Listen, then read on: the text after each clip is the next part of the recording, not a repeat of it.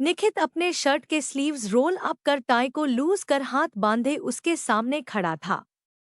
काफी हॉट लग रहा था। उसके बिखरे बाल और शर्ट से दिख रहे मसल्स देख रोहिणी के लार टपकने लगे। रोहिणी, निखित ने कहा।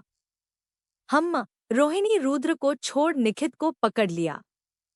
रुद्र को देख निखित ने कहा, तुम जाओ, मैं इसे छोड़ दूंगा। डोंट वरी, पक्का? मैं जाऊं? उसका एड्रेस पता है? रुद्र ने पूछा। और नहीं। उसका मैप लोकेशन भेजना, निखित ने कहा और जेब से फोन निकालने लगा। तब तक रोहिणी पूरी तरह निखित के ऊपर लीन कर रही थी। आंखें बंद कर उसके सीने पर सर रख उसे कस के पकड़ वहीं सोने लगी। कहीं वो गिर ना जाए इसलिए निखित ने उसके कमर को कस के पकड़ रखा था। अपना नंबर बताओ, मैं अभी भेज देता हूँ। रुद्र ने भी फोन निकला।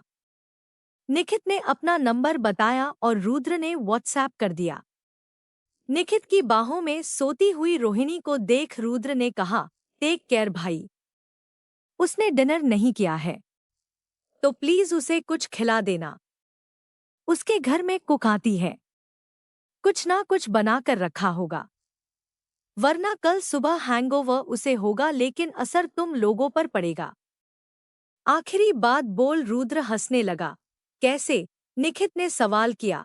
सर दर्द के वजह से अपना गुस्सा दूसरों पर निकलती है और कल तो इसका ऑफिस भी है तो पक्का ऑफिस में काम करने वालों को शामत है। रुद्र बोला। ओह। निखित भी हंसने लगा और फिर कहा, टेंशन ना ले, मैं देख लूंगा इसे। फिर नीचे रोहिणी का मासूम चेहरा देख निखित ने कहा, एटम बम है ये, सो तो है, पर दिल की अच्छी है। और मेरी बेस्ट फ्रेंड तो मेरी बेस्ट फ्रेंड को ठीक से घर पहुंचा दे। रुद्र रोहिणी के गाड़ी को अनलॉक कर चाबी निखित को दे दी। ओके मेट, बाय, निखित ने कहा और रोहिणी को गोद में उठा उसकी गाड़ी में बिठा दिया। रुद्र भी अपने घर चला गया। माप ऑन कर निखित रोहिणी को उसके घर ले गया। जाते हुए बीच बीच में सोती हुई रोहिणी को देखता और मुस्कुराने लगता। सोते वक्त जितनी शांत रहती है उठने के बाद उतना ही बवाल मचा देती है। ये सोते हुए ही ठीक है, निखित हंसकर खुद से बोला। रोहिणी का घर काफी बड़ा था। कम से कम 3 कमरे थे और बहुत बड़ा हॉल और किचन। पूरे घर को रोहिणी ने ही सजाया था। उसके घर के पार्किंग में गाड़ी रोक रोहिणी को उठाने लगा। रोहिणी उठ, घर आ गया। निखित उसे जगाने लगा। हम सोने दो। रोहिणी पलटकर सो गई। प्लीज रोहिणी बेबी, उठो, निखित ने कहा लेकिन जवाब में कुछ नहीं आया। थक कर निखित गाड़ी से उतरा और रोहिणी को गोद में उठा घर ले गया। चाबी कहाँ है रोहिणी? निखित ने पूछा। पर्स, रोहिणी बोली। पर पर्स तो गाड़ी में रह गई। दमनित, निखित ने कहा और रोहिणी को स्टेयरकेस पर बिठा दिया। हाँ, मुझे घर जाना है। रोहिणी वहीं लेट गई। तुम थोड़ा पेशेंस रखो, निखित ने कहा और गाड़ी से चाबी ले आया। दरवाजा खोल रोहिणी को वापस उठाकर घर के अंदर ले आया। उसे सोफे पर लिटाकर निखित दरवाजा बंद कर किचन की ओर गया। रोहिणी वही सोफे पर सो गई। निखित खाना गरम कर उसके लिए दाल चावल ले आया लेकिन रोहिणी खाने से मना करने लगी। मुझे नहीं खाना, उल्टी आ रही है। रोहिणी प्लेट को धकेलते हुए बोली। अगर नहीं खाया तो पक्का उल्टी होगी। इतना पीती ही क्यों हो? मुंह खोलो अपना। निखित जबरदस्ती उसे खिलाने लगा। बड़ी मुश्किल से रोहिणी ने आंखें खोली और निखित को सामने देख बोली, तुम्हारे वजह से, मेरी वजह से? निखित ने पूछा। दूसरा निवाला खाते हुए रोहिणी बोली, तुम इतने साल बाद वापस आकर फिर से मुझ पर हक जमा रहे हो। डर लगता है मुझे तुमसे। किस बात का डर रोहिणी? ये चिंता निखित को सताने लगी कि कहीं फिर से कोई तुम्हें ले जाएगा, फिर से मेरा दिल टूटेगा। इसलिए मैं सिंगल ही ठीक हूँ, कहते हुए रोहिणी की आंखें भर आई। निखित के हाथ रुक गए और रोहिणी को देखकर बोला, कोई नहीं ले जाएगा मुझे रोहिणी। कोई भी नहीं। I am yours if you want me baby. Rohini की आंखें दारू और आंसू के वजह से लाल हो गई थी। ऐसे भी लड़खड़ाते होठों से पूछा, back then I really loved you, Nikhit. I cannot love you again with all my heart. I will always be scared, क्योंकि मैं इम्परफेक्ट हूँ निखित। तुम्हारे दोस्तों के तरह परफेक्ट नहीं। प्लेट साइड पर रख निखित एक हाथ रोहिणी के गाल पर रखा और कहा, मुझे परफेक्ट नहीं तू चाहिए रोहिणी। पर फिलहाल तुम्हें ये खाना खत्म करना होगा वरना कल हैंगओवर हो जाएगा। फिर से निखित उसे खिलाने लगा। गर्दन हाँ में हिला रोहिणी ने खाना खत्म कर पानी पी लिया। खाना खाने के बाद रोहिणी का नशा हल्का हल्का उतरने लगा था लेकिन अभी भी ठीक से खड़ी नहीं हो सकती थी। निखित उसे सहारा देते हुए उसके कमरे की ओर ले गया। ये नहीं, अगला वाला कमरा, रोहिणी बोली। अकेली रहती हो तो इतने कमरे क्यों है घर में? निखित ने पूछा। एवे, रोहिणी बोली। उसकी बात सुन निखित धीरे से हंसने लगा और सही कमरे में ले जा उसे बेड पर सुला दिया।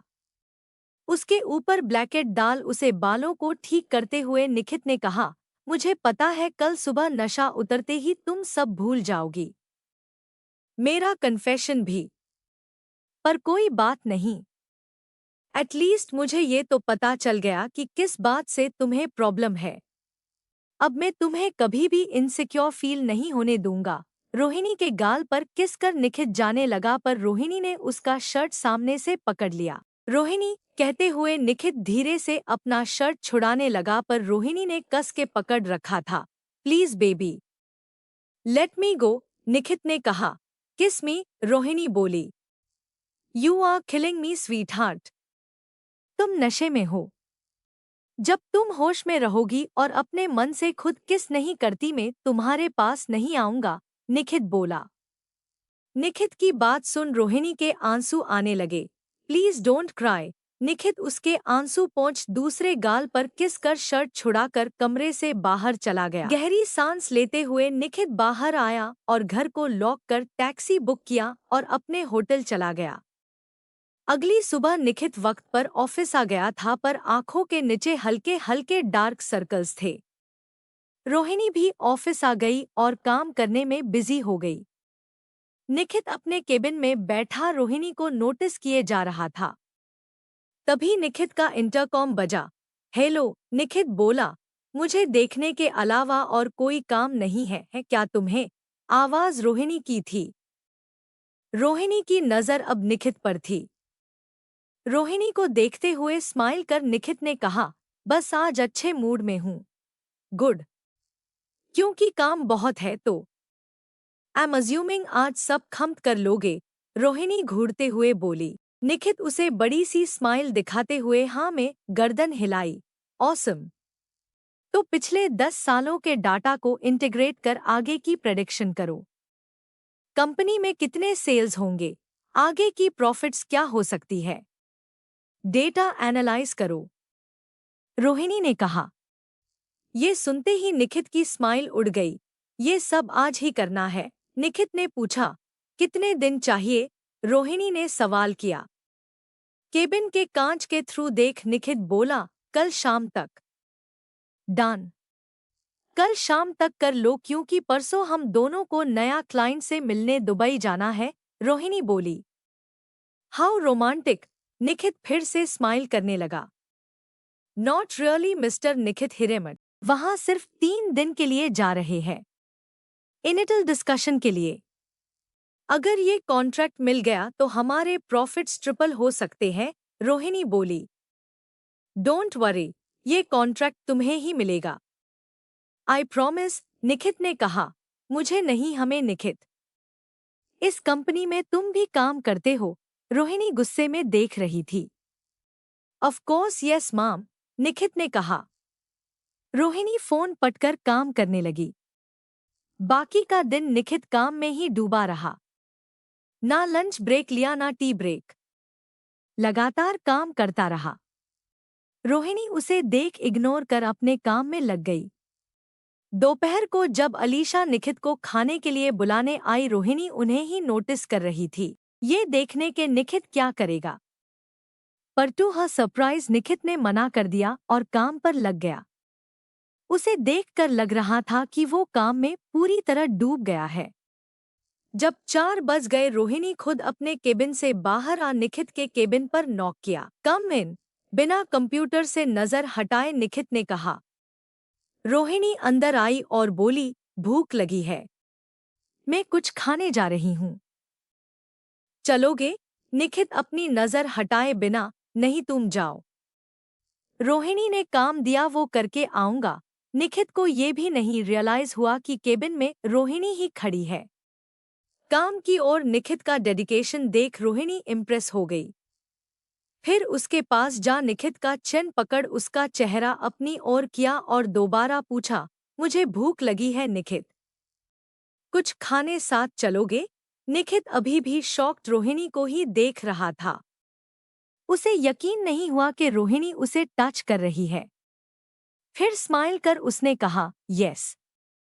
सुबह नाश्ता भी नहीं किया था रोहिणी ने, जल्दी जल्दी में भाग कर आ गई थी और अब पेट में चूहे दौड़ रहे थे।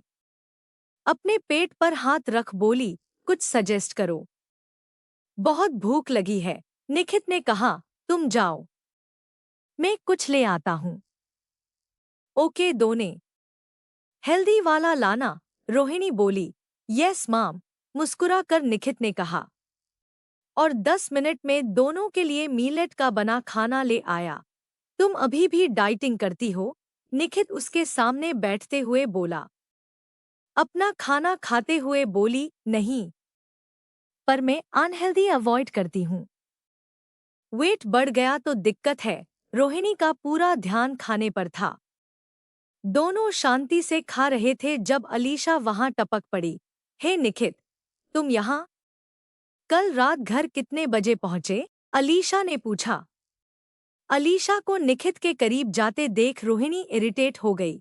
जहां देखो वहां पहुंच जाती है, बस निखित निखित करती रहती है। मन ही मन रोहिणी उसे कोस रही थी।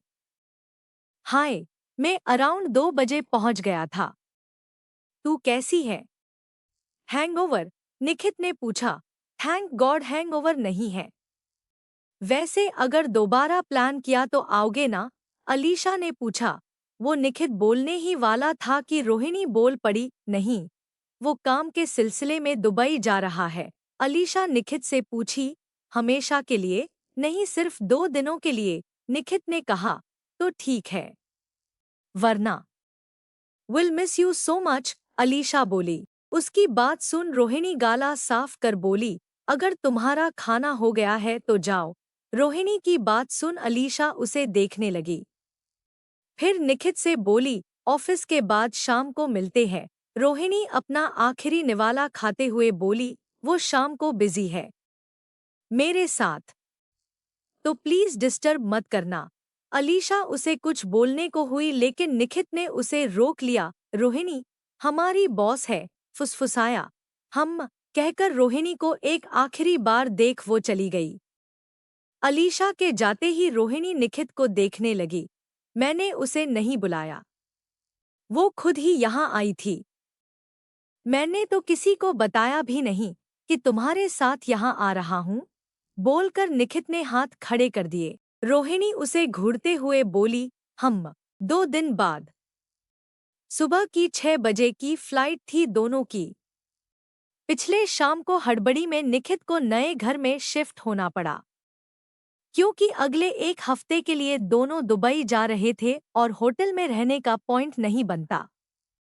और निखित ने कोई छोटा मोटा घर नहीं लिया था, एक इंडिपेंडेंट हाउस ऑफिस के पास रेंट पर लिया था। उसमें सिर्फ 2 बेडरूम थे लेकिन उसके लिए काफी था। रोहिणी रोज के तरह सारी नहीं, पैंट शर्ट और ब्लेजर पहनकर आई थी। मॉडर्न लग रही थी लेकिन बिजनेस के लिए परफेक्ट दिख रही थी। Did you get all your documents? Rohini ने पूछा।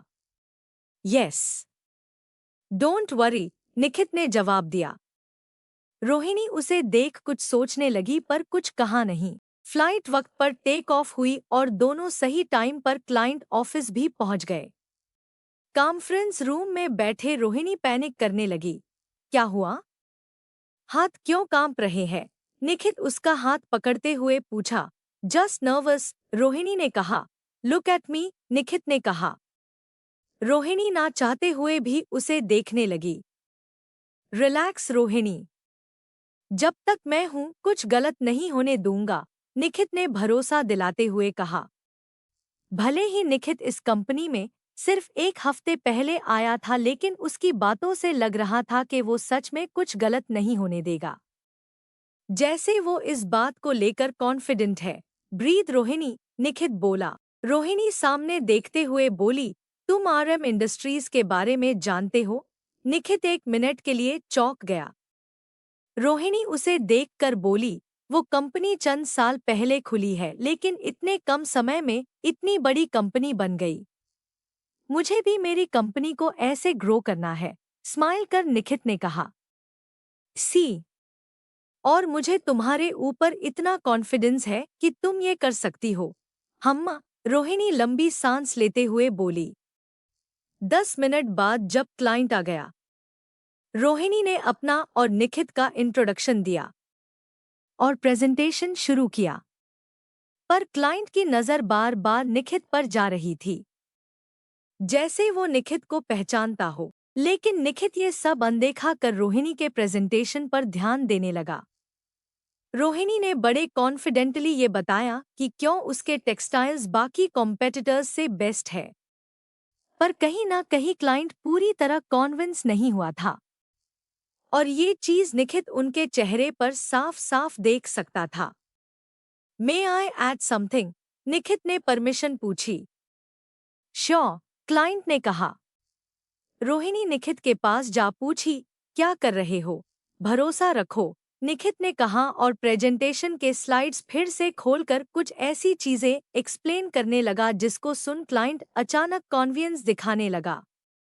उसकी पूरी बात सुन क्लाइंट इतना इम्प्रेस हो गया कि तुरंत डील दे दी। रोहिणी आंखें फाड़ निखित को देखने लगी और निखित एक चीजी स्माइल देकर आंख मार रोहिणी को कॉन्ग्रेचुलेट किया।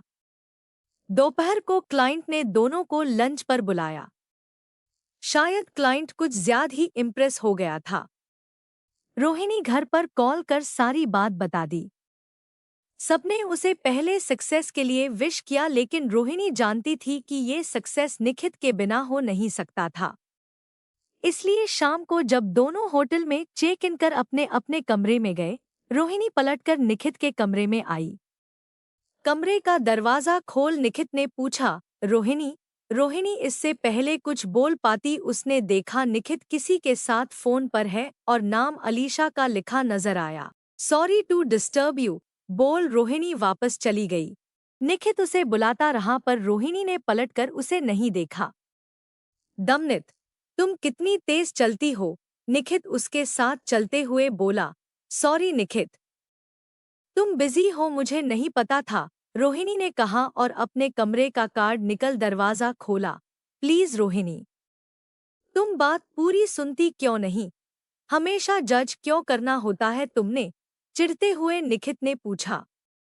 रोहिणी उसे देख दांत पिसते हुए बोली, डजंट मैटर, और अंदर चली गई। निखित भी कमरे के अंदर आया और दरवाजा बंद कर रोहिणी के पास गया। सोफे पर बैठी रोहिणी निखित से नजरें नहीं मिला रही थी। कुर्सी का एक आर्मरेस्ट पकड़ नीचे झुककर दूसरे हाथ से रोहिणी का चीन पकड़ निखित ने कहा, किस बात से प्रॉब्लम है तुम्हें रोहिणी? इस बात से कि अलीशा से बात कर रहा था। एक बात बताओ, क्या ऑफिस में 2 कोलीग्स एक दूसरे से बात नहीं कर सकते? बात वो नहीं है और तुम्हें अच्छे से पता है। निखित का हाथ हटाते हुए रोहिणी बोली, तो बात क्या है? उसने मुझे एक फाइल के बारे में पूछने के लिए कॉल किया था और कुछ नहीं। क्यों तुम्हें हमेशा लगता है कि कुछ गलत हो रहा है? निखित ने पूछा। रोहिणी ने रियलाइज किया कि वो खामखा परेशान हो रही थी और अलीशा से निखित काम के सिलसिले में बात कर रहा था। निखित को देखते हुए बोली, मे बी मैं ऐसे ही हूँ निखित। हमेशा डर लगता है that history will repeat itself. ऐसे नहीं है कि तभी तुम मेरे बॉयफ्रेंड थे, लेकिन मैं तुम्हें पसंद करती थी निखित, और मेरे सामने तुम्हें कोई और ले गया। ये कहते हुए रोहिणी की आंखें भर आई। रोहिणी का कन्फेशन सुन निखित सीधे खड़ा हुआ और खिड़की के पास जा बाहर देखते हुए बोला, आई विश यू न्यू कि मेरा दिल भी टूटा था। आई वुडंट नो निखित, क्योंकि तुमने कभी भी अपनी फीलिंग्स के बारे में नहीं बताया। रोहिणी भी उसके पास चली गई।